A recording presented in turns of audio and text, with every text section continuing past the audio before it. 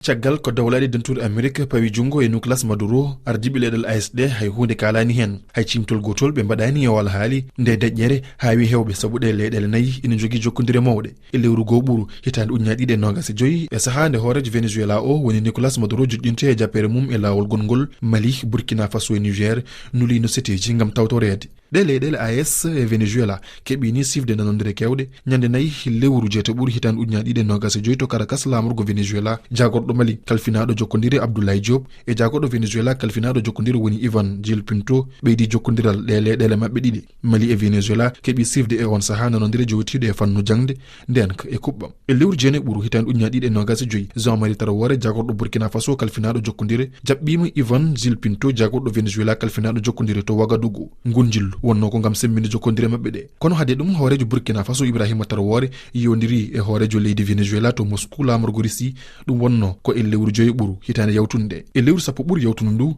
leydi Niger kañum nde sifdi e leydi Venezuela nanodire patuɗe e alhaali visa ji ɗum ko gam wemnude ya garta ardiɓe leyɗele ɗe hakkude Niger e Venezuela.